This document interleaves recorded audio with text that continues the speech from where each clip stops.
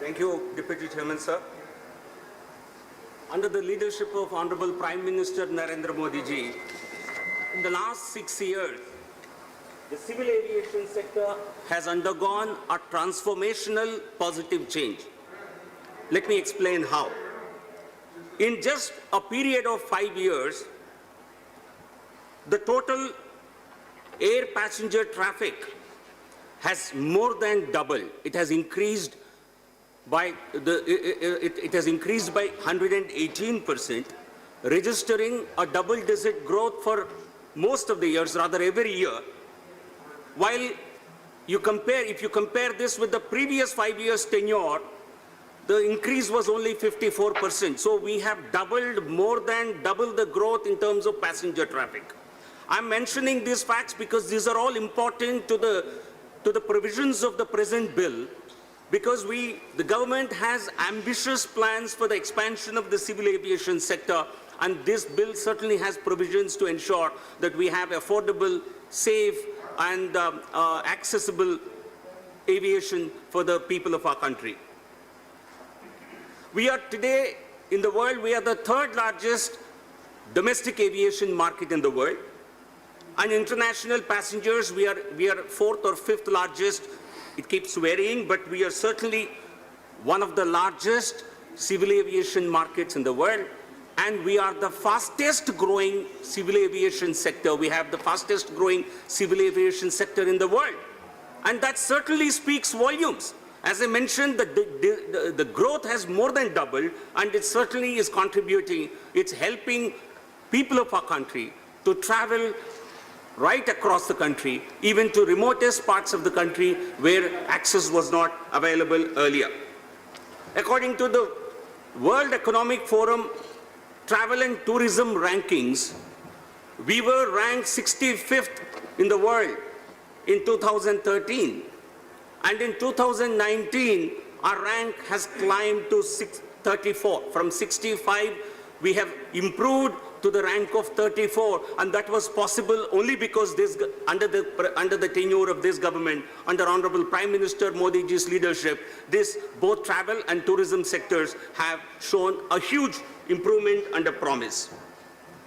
The objective of the Honorable Prime Minister is to make air travel affordable, safer, accessible, comfortable, pleasurable, and not just to only the privileged few of the country, but to make it accessible to every section of our society.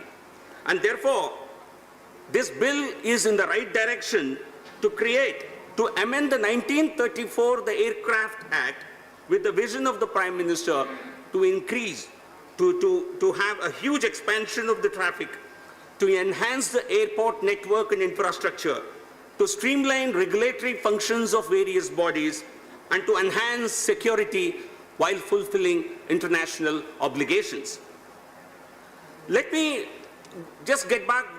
go back a few years to tell you about the legislative history. In 1934, the act that we are seeking to amend today is the 1934 Act, which was amended several times. And the last time it was amended was in 2008, and prior to that in 2004. As I mentioned, this sector has seen a transformational change, and therefore there is a need to amend this act now. One, I talked about the huge expansion, huge increase in the air passenger traffic, mainly a result of the initiatives of this government. And Honorable Prime Minister made air travel possible for every common man of this country. Udan, Ude Desh ke Aam Nagarik, let the common man fly. Today you can fly under the Udan scheme. 279 routes are operational, which is connecting 50 unserved and underserved airports. I think this is a major transformational change. And today, I can tell you, I have traveled on some of these sectors by paying a mere 800 rupees on the Vijayawada-Kadapa sector. It's 800. Today, you can book the ticket for 1,500 rupees. I checked up today also. So this is the kind of what it costs you to travel by a third AC or by a deluxe bus. Today, you're able to travel by air. and reducing the time, reducing and making it much more comfortable and pleasurable. And the government has the target of developing 100 more airports in the next 5 years by the year 2024. And under the UDAN scheme, nearly 5 million people have traveled so far. To be precise, 48 lakh people traveled on this UDAN regional connectivity scheme, where, as I mentioned, 15 airports, underserved or unserved airports have been covered. And there is a new, under UDAN, 78 routes have just been announced, and this will cover even the remotest parts of the northeastern region, which needs much more connectivity than any other part of the country. Let me now talk about how the COVID has impacted us, impacted the aviation sector, and how we have been able to work wonders even during such a crisis period. As Honorable Prime Minister says, we have converted this crisis into an opportunity. The domestic flights suspended operations on the March 25. Please don't speak. Please. And then they commenced operations again on May 25. And today we are operating, this is as of 11 September, we operated 1,117 domestic flights. This is a big number. And we are almost more than 50% of our usual number of people are traveling on the aviation, on the airlines today. Certainly this is being increased steadily, keeping the safety of the passengers in mind and also keeping the needs of the passengers in mind. And the impact, globally, corona pandemic, the COVID has impacted the aviation sector, and likewise we have also been impacted. But what we have done during this period will remain historic, and my salutations to the Honorable Prime Minister for launching the Vande Bharat mission, under which we have brought a huge number of 12.4 lakh passengers. We brought 12.4 lakh Indians wanting to return to India. We have brought them back on 2,000 and on about 4,000 odd flights, of which 2,500 flights were operated by Air India Group alone. This is the biggest evacuation exercise in human history. And certainly this is something that the government needs to be, Honorable Prime Minister needs to be congratulated for this humongous and for this splendid effort. Air India itself operated flights to about 72 destinations in 53 countries of the world. We all are passing through very troubling times, difficult times, but what the government has done, what the civil aviation sector has done is something splendid. I'd like to compliment the Honorable Prime Minister, Honorable Civil Aviation Minister, Honorable Minister for External Affairs for making such a massive and a splendid effort possible. And we currently have arrangements with different countries of the world because the international regular commercial flights are not in operation. So we have signed what are called air bubbles. We have signed agreements with several countries, including the US, UK, UAE, Maldives, Germany, France, etc., Canada, to really operate flights on a mutually reciprocally agreed manner. What is even more important, in our fight against the COVID, aviation sector played a huge effort, made a huge contribution. What was called Lifeline UDAN was launched on the March 26th, day after the imposition of the lockdown across the country. Under Lifeline UDAN, 584 flights were operated, and by Air India, Alliance Air, by private airlines till the 28th of May, from March 26th to 28th of May. And 317 of these 584 were operated by Air India Group, and they carried a huge quantum of supplies, approximately 935 tons of cargo, covering Lifeline, covering taking medicines, taking the PPE kits, the N95 masks, even the testing kits were supplied to the entire country in a record period by using Lifeline UDAN as a new scheme. And the massive increase in infrastructure, airport infrastructure, you can see over the past few years. We have 109 operational airports, but along with the state government and other airports, that number of operational airports goes up to 125. And we have the number of aircrafts that we currently have. Honorable Minister mentioned in his opening remarks, we currently have about 770, but that number could go up to 1,200.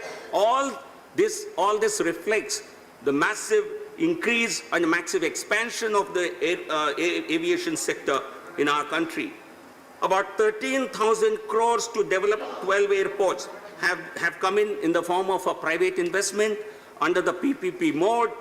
Whatever the opposition might say, the real crony capitalism was witnessed during the tenure of the previous governments. The country has seen how the 2G licenses, how the coal mine licenses were granted to people for a song, and what the considerations were, and how the courts dealt with those particular scandals is a matter of You are this very country's senior member, sir. history. Please, And that let cannot be ignored. Under this government, there is a transparent regime. There is a transparent way of auctioning every particular resource. Please, there is please. also a very credible and transparent method of... You speak when your terms come, please. Please. Prime Minister also has the vision to turn India into a global hub of civil aviation. So under this, we have the MRO operations, maintenance, repair and operations. And India will become now a hub of these activities. To make that happen, the taxation system, the taxation regime has been rationalized. Under the new policy, major engine manufacturers of the world will be able to set up engine repair facilities in India. A lot of money which is going by way of foreign exchange, because a lot of our aircrafts go to countries, including places like Singapore, Malaysia, and elsewhere for their operations and maintenance. Today, India will become a global hub. We will not only save huge foreign exchange, at least 1,000, 2,000 crores, and we will also be creating a number of job opportunities for our industry, for our youth in this country. Mr. Rao, please conclude. Please conclude now. I'll just take about, okay, reduction in flying costs. The new policy announced by the government is going to make available under Atmanirbhar Bharat. Finance Minister has announced that our airspace will be available freely. Only 60% of the airspace is available till now, but now this will be, more space will be available to lower the cost of operation for the airlines. I think we are also preparing our aviation sector. We are also preparing our manpower for not only accessing these increasing civil aviation jobs. Mr. Rao, please conclude now. Please conclude. Country as well. So, sir, I would like to, I'd like to support this bill. This will make our expansion plans easier.